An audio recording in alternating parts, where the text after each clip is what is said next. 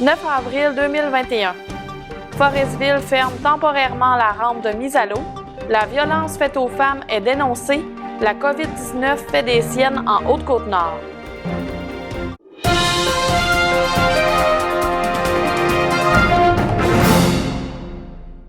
Élus et organismes communautaires de la Haute-Côte-Nord ont pris part le 2 avril au rassemblement organisé à Bécomo pour dénoncer la violence faite aux femmes. Cette manifestation s'inscrivait dans le cadre de l'événement national Pas une de plus qui se déroule en simultané dans plusieurs villes du Québec. La vague de féminicides, qui compte 8 victimes depuis le début de l'année, a provoqué à cette mobilisation. Près d'une cinquantaine de personnes étaient rassemblées devant l'hôtel de ville de Bécomo. L'intervenante communautaire au Centre des femmes de Forestville, Sylvie O'Connor, était de la partie avec ses collègues. À l'émission radiophonique de Bis Petit Pas, elle a mentionné penser qu'il faut éduquer la population sur la violence conjugale. On voit souvent dans les journaux quand une femme est tuée par son mari par de la violence conjugale. On voit les mots drame familial. Ce n'est pas un drame familial, c'est un féminicide, c'est un meurtre, soutient Madame O'Connor. Pour l'intervenante de Forestville, cette mobilisation démontre la solidarité en tant que région. Ensemble, on peut faire bouger les choses selon elle. Parmi les revendications réclamées par les manifestants, on retrouvait la consolidation des ressources dans les maisons d'hébergement ainsi que l'offre d'un suivi en post-hébergement. Une augmentation de féminicides et de cas de violence conjugale s'observe depuis le début de la pandémie. Dans le cycle de la violence conjugale, le confinement à la maison avec un conjoint violent crée encore plus de tensions, selon une intervenante en maison d'hébergement pour femmes victimes de violences conjugales. La crise du logement peut aussi s'expliquer l'augmentation de féminicides et de cas de violence conjugale, le faible nombre de logements disponibles sur le marché et les prix des loyers qui grimpent peuvent souvent être un frein important pour les femmes qui tentent de se sortir d'un milieu violent. Une autre mobilisation était prévue ce vendredi 9 avril à 14 h devant l'église de Tadoussac. Depuis vendredi dernier, le 2 avril, la Haute-Côte-Nord est touchée par des cas positifs de COVID-19 et le variant britannique a fait son arrivée dans la région. La situation est préoccupante selon le médecin spécialiste en santé publique, Dr Richard Fachéhoun. La situation est préoccupante parce que des variants ont été détectés dans ces 3 MRC. Et comme vous le savez, les variants sont plus transmissibles et peuvent donner des maladies plus sévères à tout âge. Les 2 prochaines semaines seront déterminantes pour la région. La pharmacie Brunet Plus des Escoumins fait partie des milieux de travail où une éclosion de la maladie est survenue. La pharmacienne propriétaire Myriam Tremblay a dû fermer les portes de son établissement jusqu'au 9 avril afin de mieux contrôler la situation. 3 employés ont reçu des diagnostics positifs à la COVID-19. D'autres milieux de travail ont également été touchés par le coronavirus, soit la brasserie Clairefontaine et le complexe hôtelier Pelchat, puisqu'une personne atteinte a fréquenté ces établissements. L'appel au dépistage n'a pas révélé d'éclosion dans ces 2 cas, mais des mesures préventives ont été mises en place. Le bar a notamment fermé ses portes. Le maire des Escoumins, André Desrosiers, a d'ailleurs pris le temps d'informer ses concitoyens via Facebook. Alors, je peux vous confirmer là, que dans le secteur, je ne parle pas strictement des Escoumins, là, mais en Haute-Côte-Nord, on a 8 cas de répertoriés qui sont positifs. Alors, les personnes ont été contactées, les personnes sont en isolement, il n'y a pas de raison de s'inquiéter.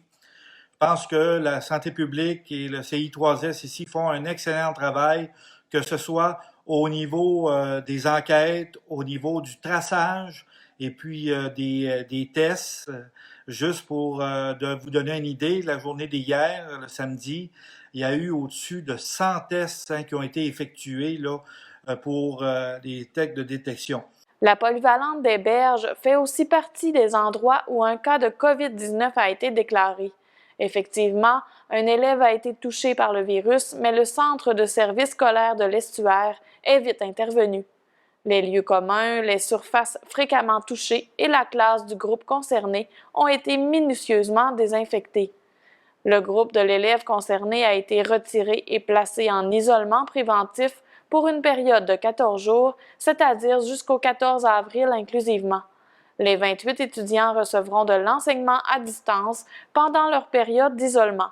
Au total, il y a 68 élèves et un membre du personnel en isolement préventif.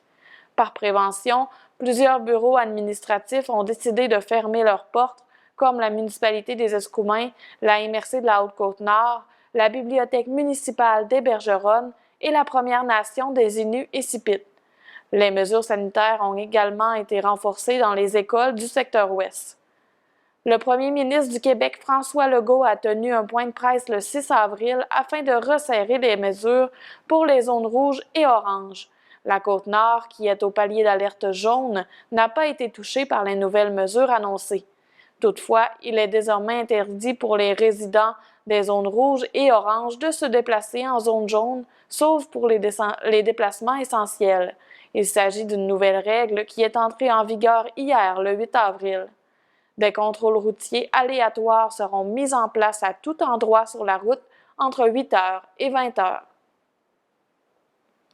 Fanny Gosselin et David Bédard ont pris une importante décision en octobre 2019, déménager de Québec vers Essipit avec leurs 2 enfants pour devenir les gestionnaires de Mère-et-Monde Écotour.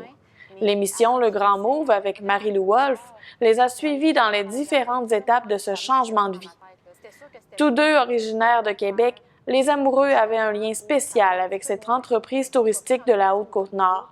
Depuis 15 ans, Fanny y revenait tous les ans après qu'une amie lui ait conseillé. C'était comme une religion pour elle, elle avait besoin de s'y ressourcer. En 2013, elle y fait la rencontre de David Bédard qui travaillait en tant que guide de plein air. Très rapidement, les sentiments se sont développés entre les deux. Technicien en gaz propane, David ne s'accomplit pas dans son travail et son besoin de s'épanouir se fait de plus en plus sentir. Fanny, de son côté, travaille comme réceptionniste au Château Frontenac, mais lors de son 2e congé de maternité, elle sent aussi le besoin de se repositionner. En septembre 2019, alors que Fanny est à la fin de son congé parental, le couple et leur petit garçon de 3 ans partent en vacances à Mère-et-Monde Écotour. C'est à ce moment qu'ils ont su que le directeur général quittait ses fonctions. Le couple était déçu parce qu'il était devenu proche de son équipe et lui. Mais il a vu dans ses yeux qu'il avait pensé à eux pour reprendre le flambeau. En revenant de cette petite escapade à Essipit, les amoureux réfléchissent à la possibilité de venir s'y établir à temps plein. En octobre, ils ont signé les papiers pour devenir les prochains gestionnaires et à partir de ce moment, tout s'est enclenché très rapidement. En mars, ils étaient déménagés officiellement. La vie de campagne intéressait également le couple. À Québec, même s'ils habitaient en banlieue, Fanny et David avaient l'impression de toujours être sur la route et de ne pas profiter de la nature. Ils voulaient vivre dans un endroit où tout le monde se connaît, où il n'y a pas de trafic. Ils savaient que la vie citadine ne leur manquerait pas. Après avoir pris connaissance d'une publicité Facebook recherchant des familles qui quittent la ville pour la région, transmise par une amie, les futurs hauts nord-côtiers se sont inscrits à l'émission Le Grand Move présentée à Canal Vie par Marie-Lou Wolfe. Ils ont été sélectionnés et les tournages ont débuté en janvier 2020. L'équipe les a suivis dans toutes les étapes du déménagement, de la vente de la maison au lancement de la saison de Mère-et-Monde Écotour. L'émission a été présentée le 5 avril. Un an plus tard, Fanny Gosselin admet avoir trouvé difficile certains moments de son grand move. D'autres défis professionnels sont survenus récemment en raison de l'incendie qui a ravagé le bâtiment d'accueil de Mère-et-Monde Écotour. Mais elle demeure confiante que sa famille a fait le bon choix. La tenue de la neuvaine des Îlets Jérémie est une fois de plus incertaine cette année. L'animateur de l'événement, qui attire de nombreux touristes et pèlerins du 19 au 26 juillet, l'abbé Antonio Laflamme, ne croit pas être en mesure d'organiser le pèlerinage si les mesures sanitaires sont toujours d'actualité. Si nous devons porter le masque et tenir la distance de 2 mètres, nous ne pourrons assurer la neuvaine car ça prendrait trop de bénévoles. La chapelle est plus petite que les églises, déclare-t-il. S'il y a du changement dans l'application de ces mesures, l'abbé ferait la messe de la neuvaine que le soir et pour la dernière année. Rappelons que la neuvaine des îlets Jérémie est vouée à Sainte-Anne et qu'elle a été annulée l'an dernier en raison de la pandémie de la COVID-19. Action Chômage Côte-Nord applaudit à l'annonce de la prolongation du projet pilote de soutien aux travailleurs saisonniers grâce à un investissement de 6,6 millions de dollars. Mais ce n'est toujours pas une mesure permanente. Le trou noir reviendra en 2022 selon la coordonnatrice de l'organisme, Lynne Sirois. Ce projet permet de maintenir des travailleurs saisonniers en emploi par le biais de formations en établissement d'enseignement ou en entreprise durant l'intersaison. De plus, les employeurs bénéficient d'un soutien financier bonifié afin de mettre en œuvre des projets de formation en entreprise. La formation en entreprise, Action Chômage peut applaudir à ça puisque ça permet aux employés de travailler plus longtemps et ainsi d'accumuler plus d'heures travaillées pour leur semaine de prestation d'assurance-emploi. Toutefois, la formation obligatoire pour obtenir son chèque de chômage n'est pas la meilleure option selon la coordonnatrice. Quand c'est volontaire, c'est très bien, mais quand c'est obligatoire, ça peut freiner certaines personnes qui n'ont pas envie de se rasseoir sur les bancs d'école, se désole Lynne Sirois. Depuis son lancement en mars 2018, près de 700 travailleurs saisonniers en chômage ont participé au projet pilote dans le cadre de formations individuelles et près de 400 entreprises ont mis sur pied des projets de formation permettant ainsi de soutenir la formation de leurs employés. Même si la MRC de la Haute-Côte-Nord avait soumis des préoccupations en termes d'impact visuel et de sécurité pour les usagers de la route 138, aucune bande d'arbres n'a été préservée lors des travaux de relocalisation de la ligne électrique à l'ouest de Forestville. Au fil des discussions et de l'avancement du dossier, les partenaires, soit le ministère des Transports du Québec et Hydro-Québec, en sont venus à la conclusion que ce n'était pas la solution optimale de laisser une bande d'arbres, selon la préfète de la MRC de la Haute-Côte-Nord, Micheline Anctil. Au niveau de la sécurité, le MTQ a assuré que le vent et la poudrerie ne nuiraient pas aux automobilistes. Comme le dégagement forestier est du côté sud et non du côté nord, il n'y aura pas d'impact pour la sécurité sur la 138, ont répondu les intervenants du ministère à la MRC, dévoile la préfète. Celle-ci admet que la route aurait pu avoir une image différente en laissant une bande d'arbres, mais ce n'est pas le scénario qui a été choisi pour optimiser les travaux. L'important pour Mme Anctil et la MRC était de faire entendre leurs préoccupations et c'est ce qu'ils ont fait. La phase 2 du projet de relocalisation de la ligne électrique à 69 kV s'amorcera prochainement une fois que le meilleur tracé aura été déterminé. Rappelons que la ligne partira du pont avec la ligne 1 pour aller se raccorder au poste électrique de Jean-Raymond dans l'objectif de la sortir de l'intérieur de la ville.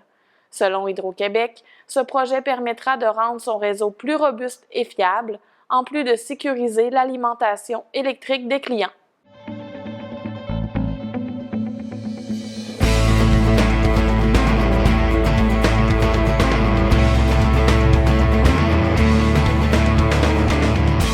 Dans le monde du sport, affecté par un problème d'ensablement et d'enrochement, la rampe de mise à l'eau au quai de Forestville est fermée temporairement. Les travaux de réfection de l'infrastructure autorisés en septembre 2020 à des coûts estimés entre 375 000 $ et 400 000 $ ne sont pas complètement terminés, déjà que certaines problématiques sont constatées.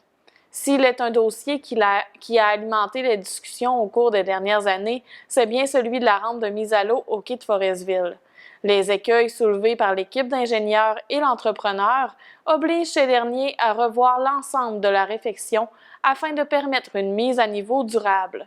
Selon le directeur général de la ville de Forestville, Richard Duguay, diverses hypothèses sont mises de l'avant pour expliquer le phénomène, dont l'hiver particulièrement doux qui a influé sur l'effet de protection et d'atténuation des vagues procurées habituellement par la glace. Selon ce dernier, il y a eu un changement au niveau de la pente et de la longueur de la rampe lors de la réfection. La pente a été augmentée suite aux demandes des utilisateurs, ce qui a eu pour effet de raccourcir la rampe un peu. Aussi, les modifications apportées au niveau du profil transversal qui entoure l'infrastructure d'une protection rocheuse créant une cuvette, jumelé à l'effet des travaux durant la construction où le sol sous-marin, en bout de rampe, compacté depuis des décennies, a beaucoup été déplacé, entraîne l'utilisation sécuritaire de celle-ci seulement lors des grandes marées. La Ville a donc pris la décision de fermer temporairement l'accès à la rampe de façon préventive, de sorte à ce que personne ne s'y blesse, ne brise ses équipements ou n'abîme davantage la rampe elle-même. L'organisation municipale est consciente des désagréments, particulièrement en ce début précoce de la saison de la pêche, mais elle n'a pas d'autre choix que de procéder ainsi, le temps que la problématique soit réglée.